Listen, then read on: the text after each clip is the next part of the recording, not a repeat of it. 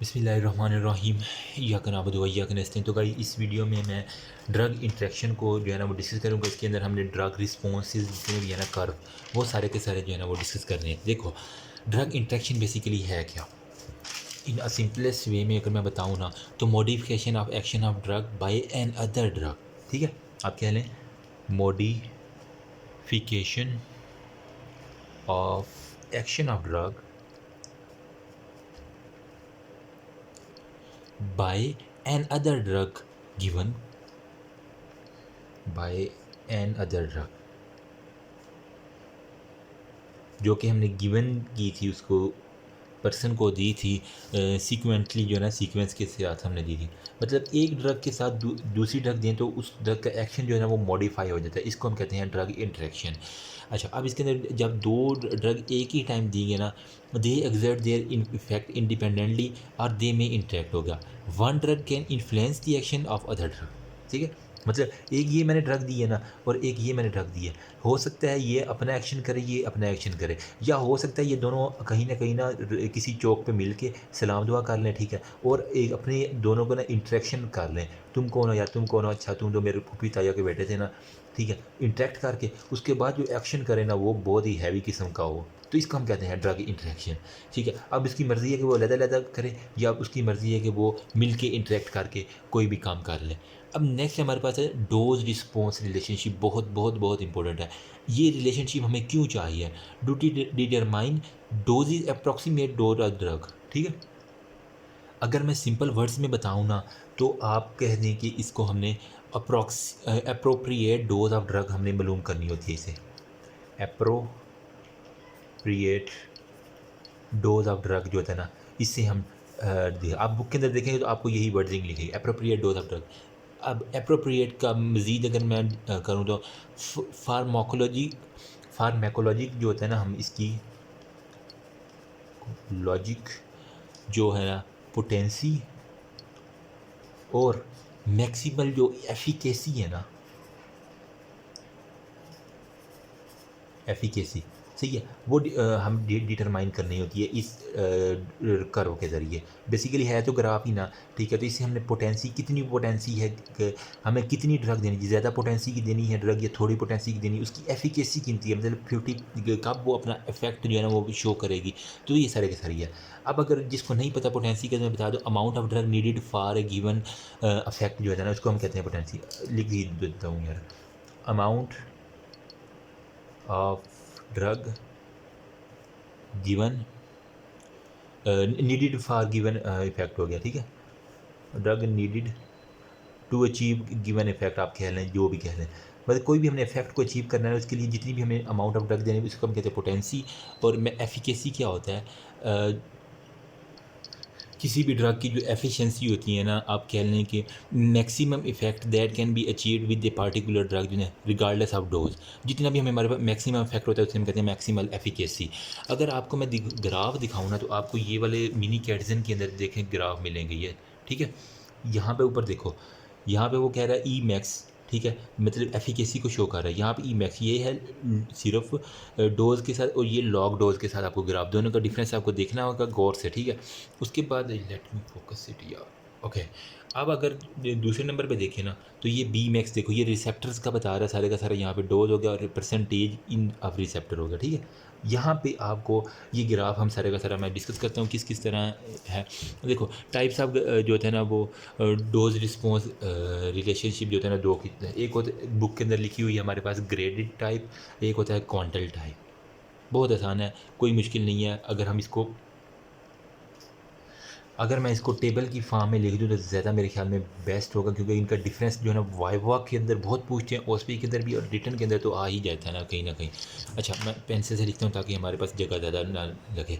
देखो, ग्रेडी dose response कर पाएगा ना, आपने कहना है ये एक बेसिकली जो है क्वान्टिटेटिव कर्व है, in which quantitative curve in which increasing जो है ना डोज ऑफ ड्रग जो है ना, वो क्या करेगी, प्रोड्यूस करेगी हमारे पास varying changing in effect, changings in effect, मतलब हम जिस तरह ड्रग की डोज इंक्रीज़ करेंगे उस तरह हमारे पास जो है ना उसकी जो है ना वो डोज के साथ साथ इफ़ेक्ट्स के अंदर चेंजेस आना शुरू हो जाएंगी। सही है। अब यहाँ पे एक टर्मिनोलॉजी इस्तेमाल की गई है, वो है थ्रेश होल्ड डोज और सीलिंग इफेक्ट। यहाँ पे अगर मैं यहाँ पे लिख देता, चलो ये बताना इसलिए ज़रूरी है कि ये आपको आगे पूछा भी जाता है थ्रेश होल्ड डोज क्या होती है। इसको मैं थोड़ा बता दूं। थ्रेश होल्ड डोज बेसिकली होती है विच प्रोड्यूस फर्स्ट नोटिसएबल इफेक्ट, जो है ना ऐसी डोज जिसके ऊपर हम पहला इफेक्ट देखते हैं। डोज एट विच प्रोड्यूस या प्रोड्यूस कर लो फर्स्ट नोटिसएबल इफेक्ट, जो हमें, यार एक तो इसका फोकस आज क्या हो गया, फर्स्ट नोटिसएबल इफेक्ट हमें मिला है ना, उसको हम कहते हैं थ्रेश होल्ड डोज। अब हमारे पास आ जाता है, नेक्स्ट है एक सीलिंग इफेक्ट के बारे में उसने पूछा हुआ है। व्हाट इज़ सीलिंग इफेक्ट, ये भी आपको पता होना चाहिए। सीलिंग का क्या मतलब होता है, वो कहते हैं ना छत के ऊपर सीलिंग की गई है, तो सीलिंग छत से रिलेटेड है। Further increase in dose increase in larger effect until maximum ceiling effect is reach and further increase does not elicit any further. मतलब वो कह रहा है कि हमने डोज को इंक्रीज़ किया, हमारे पास इफ़ेक्ट इंक्रीज़ हो गया, फर्दर इंक्रीज़ किया, फर्दर इफेक्ट जो है ना इंक्रीज़ कर गया। लेकिन एक वक्त ऐसा आता है कि जहाँ पे हम डोज को इंक्रीज़ कर दें लेकिन वो इफेक्ट मज़ीद नहीं जाता, वो मैक्सिमम इफेक्ट होता है, मतलब वो छत को लग गया और इससे ऊपर नहीं जा सकता। तो इस इफेक्ट को कहते हैं सीलिंग इफेक्ट। अगर सिंपल वर्ड में लिखे, further increased in dose result in large effect. ठीक है, एक दफ़ा तो हमें लार्ज इफेक्ट मिल गया, लेकिन अगर फिर हम दोबारा जाओ, हाँ लार्ज इफेक्ट मिल गया अंटिल मैक्सिमम तक, यहाँ पे लिख दें मैक्सिमम इफेक्ट मिल गया। अब मैक्सिमम इफेक्ट जो होता है ना, ये हो गया हमारे पास सीलिंग इफेक्ट हो गया। इसको मैक्सिमम इफेक्ट को हम कहते हैं सीलिंग। अगर इससे ज़्यादा हमने बढ़ाई ना तो हमारे पास कुछ भी इफेक्ट नहीं आएगा। इस मैक्सिमम से ऊपर और क्या हो सकता है, वो यही बात, सिंपल बात है, मैं लंबा कर रहा हूँ। ठीक है, अब अगर हम डायग्राम देखें ना, तो ये इंपॉर्टेंट डायग्राम है, वाइवा और ओएसपी के अंदर बहुत पूछी जाती है।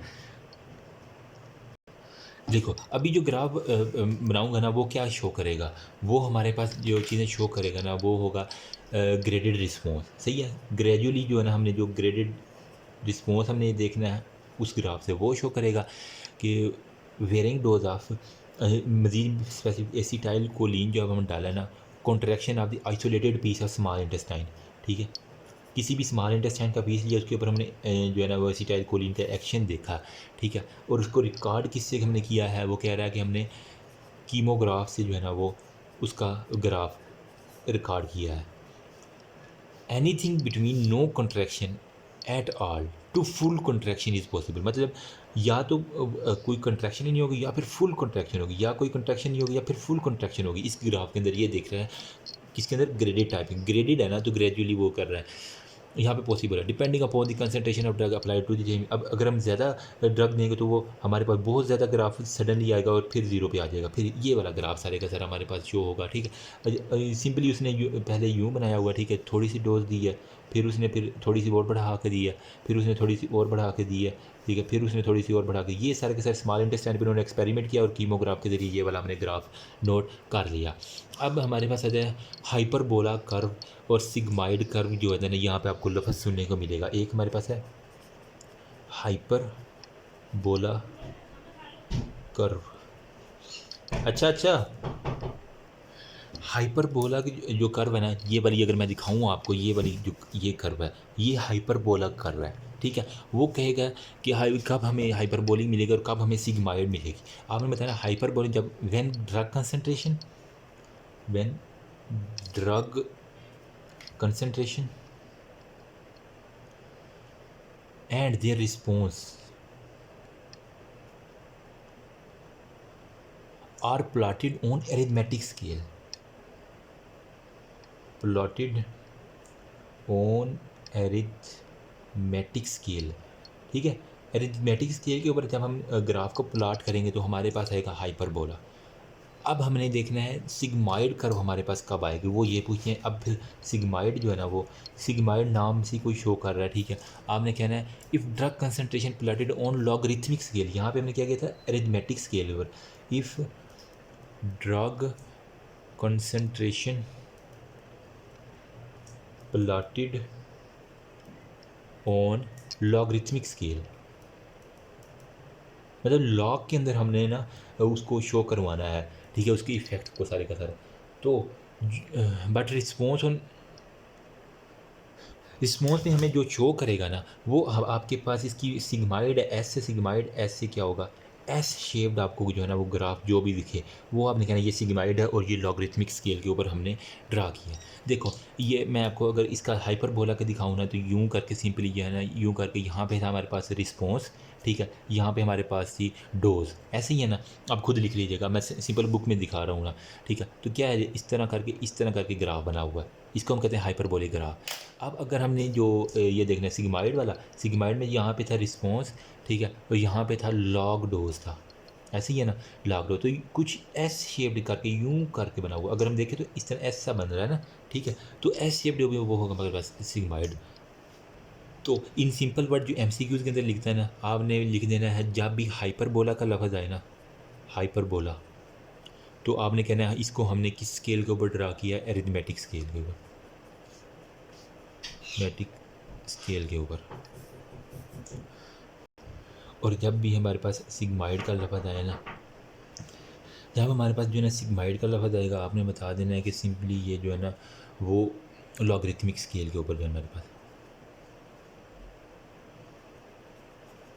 लॉगरिथमिक स्केल के ऊपर हमारे पास सिग्माइड आ जाएगा, ये एक आपकी होगी।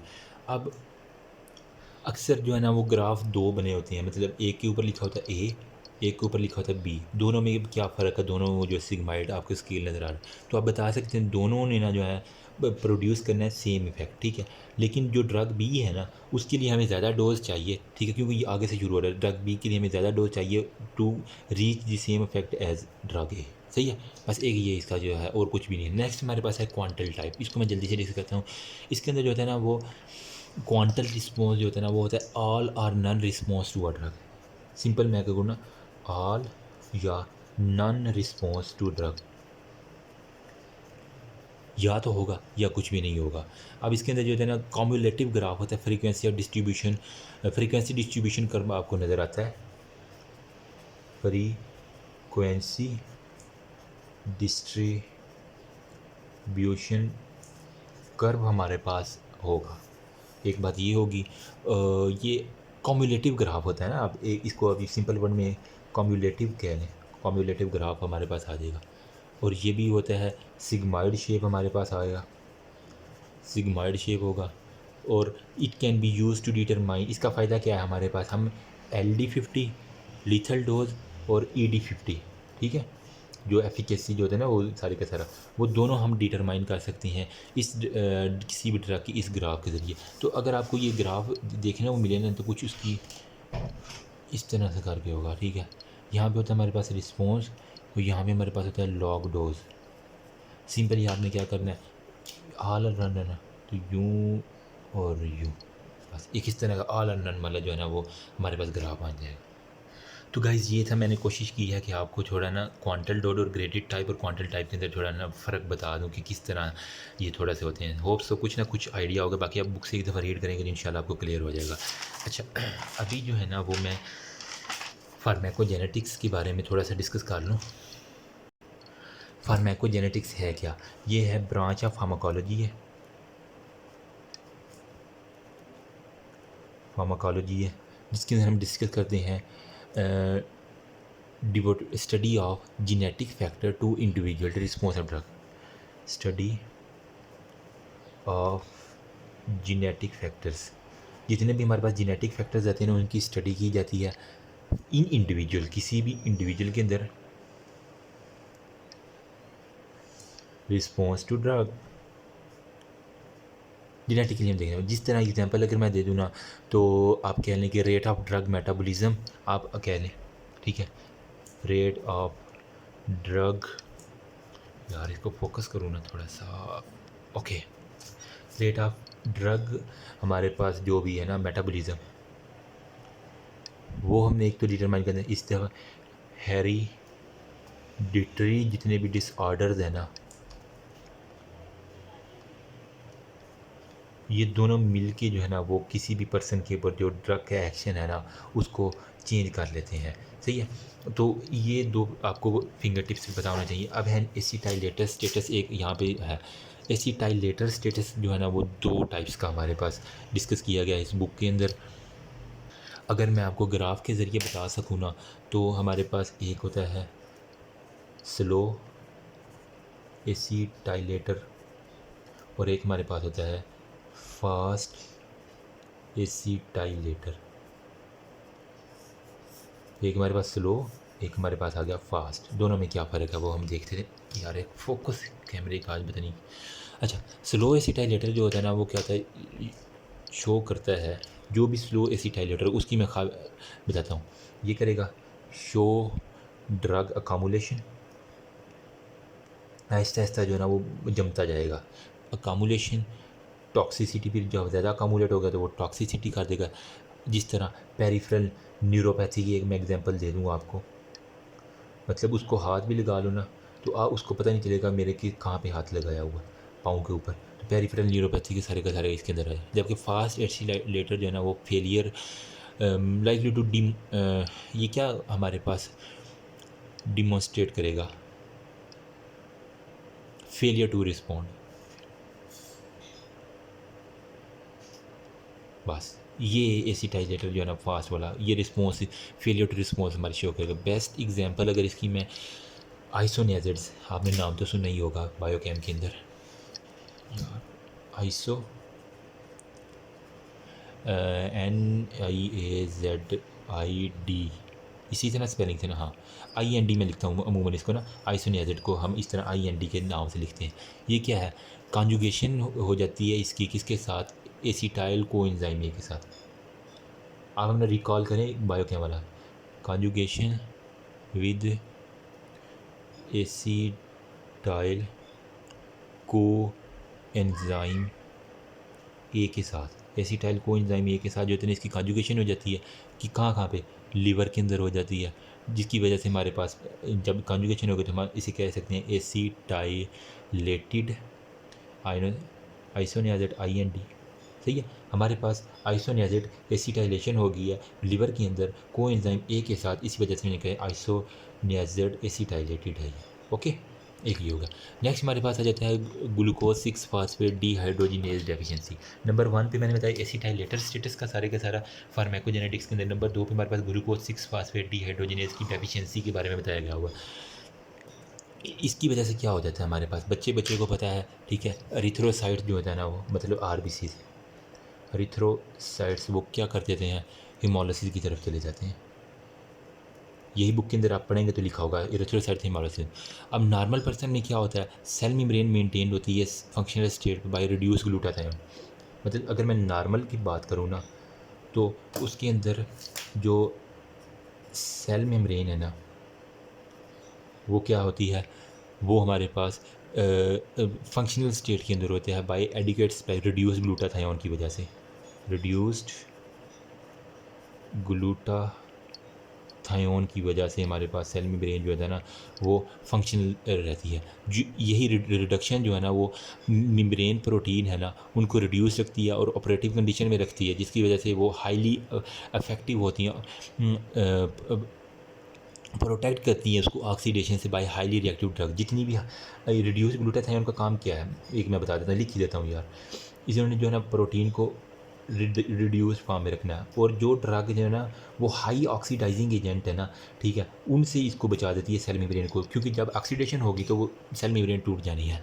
अब क्या होता है, genetically induce glucose 6 phosphate dehydrogenase की जब डेफिशिएंसी होती है तो क्या होता है, जो ये डीहाइड्रोजिनेज एंजाइम है ना, डीहाइड्रोजिनेज एंजाइम इसकी डेफिशिएंसी होगी। नंबर 1 बात है, जिसकी वजह से क्या होगा, डिक्रीज्ड ग्लूटाथायोन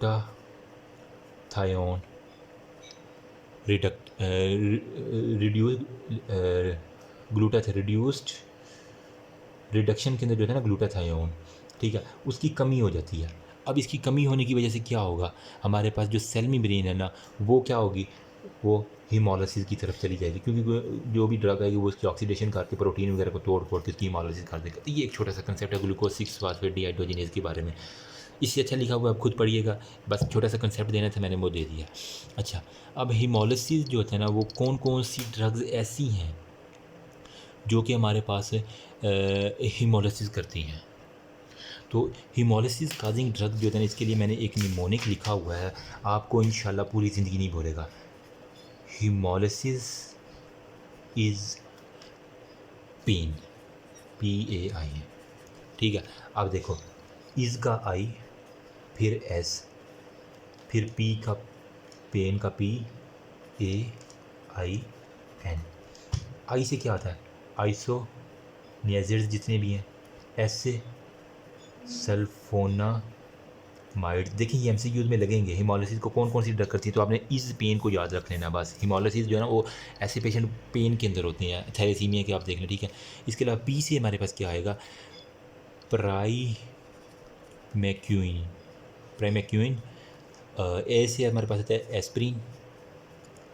आई से आता है अब्यूप्रोफिन, अब्यूप्रोफिन। और एन से आता है नाइट्रोफुरेंटोइन। तो ये जब जहाँ भी आपको लफ्ज़ ये नज़र आ जाए, ये वाली जो है ना ड्रग्स, ये मॉलिसिस करता। अब आपने वो पेशेंट के अंदर देखना कि ऐसे पेशेंट को वो ऐसी चीज़ें नहीं देनी। वो ही कहता है कि अमूमन क्वेश्चन पता क्या आता है? Name drugs contradicted in glucose 6 phosphate dehydrogenase deficiency के अंदर जो है ना, वो कॉन्ट्राडिक्टेड ड्रग्स की बात करें तो आपने ये सारी की सारी देख लेनी है। नंबर 3 पे जो फार्माकोजेनेटिक्स के अंदर हमने डिस्कस करना, वो है मैलिग्नेंट हाइपररेक्सिया। ये क्या होता है? ये एक तो है, एक तो रेयर कंडीशन है, सही है, और बट फैटल है, जिनके अंदर होती है उनकी जान लेके जाती है। Rapid increase in body temperature. Hyperpyrexia क्या मतलब है? बॉडी टेम्परेचर इंक्रीज है, तो आपने कहना है रैपिड टेम्परेचर जो था ना, वो हमारे पास इंक्रीज हो गया। जो ही रैपिड टेम्परेचर इंक्रीज होगा, with or without muscle rigidity, कभी कभार रिजिडिटी हो भी जाती है, कभी कभार रिजिडिटी नहीं भी हो जाती। ये दोनों आपने कंडीशन याद रखनी है।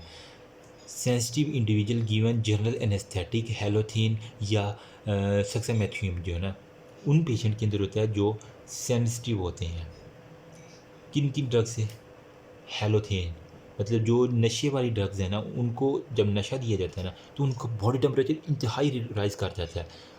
साथ साथ कभी कभार मसल अकड़ भी जाते हैं, कभी कभार मसल अकड़ नहीं भी करते, तो जो एनेस्थेटिक्स होता है उसके लिए ये काफ़ी डिफ़िकल्टी का बायस बन जाता है। उसको अगर हमने हेलोथेन दे दिया, या फिर कौन सी ड्रग थी एस से शुरू हो रही थी, मुझे नाम भूल रहा है,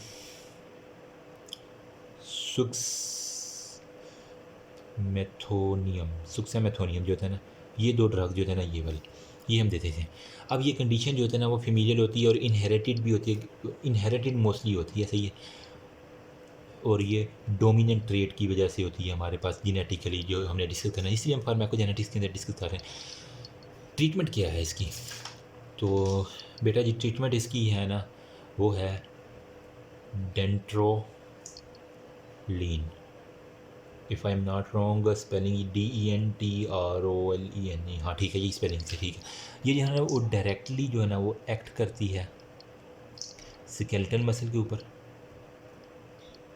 अब जो ही स्केलेटल मसल के ऊपर एक्ट करेगी, तो उनको क्या करेगी? रिलैक्सेंट के तौर पे एक्ट करेगी, और ये ट्रीटमेंट करती है। जो उन्हें रिलैक्स करवा देगी, उसके अलावा जो है ना, मिलिग्नेंट हाइपरथर्मिया जो होता है ना, उससे हमारी ट्रीटमेंट हो जाएगी। हाइपरथर्मिया, जो भी इंक्रीज बॉडी टेम्परेचर से थर्मिया कहते हैं ना, हाइपरथर्मिया, तो इसको हम, इससे हमें बचा देंगे। नेक्स्ट हमारे पास जो है ना, इंशाल्लाह अभी ख़त्म होने लगा ये जनरल फार्माकोलॉजी। वारफेरिन जो होता है ना, ये बेसिकली वेरी रेयर है, very warfarin resistance very rare है। Mostly show resistance to all anticoagulant हो गया। कुछ पेशेंट जेनेटिकली ऐसे होते हैं कि वो रेजिस्टेंस शो करते हैं, मतलब ये उन कार्डिक पेशेंट के लिए वारफेरिन ड्रग्स होती है ना, रेजिस्टेंस टू एंटीकोगुलेंट। जितने भी एंटीकोगुलेंट होते हैं, इनके खिलाफ जो है हमारे पास रेजिस्टेंस होती है, और ये भी हेरिडिटी आप कह दें, ठीक है, हेरिडिटी मटीरियल। नेक्स्ट हमारे पास है विटामिन डी रेजिस्टेंस। पेशेंट जो होता है ना, वो fail to metabolise vitamin D to active form and develop vitamin D resistance rickets हो गया। जेनेटिकली कुछ पेशेंट ऐसे होते हैं जो fail to metabolise vitamin 3, vitamin D3 कह रहा हूँ, जो हम सूरज की रोशनी से विटामिन डी लेते हैं ना, वो पैसे वो 125 डाई हाइड्रोक्सीकोलिक एल्सीफेरोल, वो किडनी और लीवर से, वो सारे का सारा आपने बायोकेम के अंदर पढ़ा होगा। ऐसा पेशेंट विटामिन डी तो ले लेता है, लेकिन उसको मेटाबोलाइज नहीं कर सकता। जब मेटाबोलाइज नहीं करेगा तो फिर क्या होगा, मतलब एक्टिव फार्म के अंदर वो ना नहीं विटामिन डी को ले के आ सकता। अब नहीं होगा तो ये हेरिडिटरी मटीरियल है, विटामिन डी डेफिशिएंसी होगी, और विटामिन डी की डेफिशिएंसी की वजह से हमारे पास कैल्शियम अब्जॉर्ब नहीं होगी, ठीक है, इंटेस्टाइन वगैरह से, और बाकी जो इसकी वजह से हमारे पास जो सिम्टम्स है ना, वो रिकट्स का पेशेंट हमारे पास आ जाता है।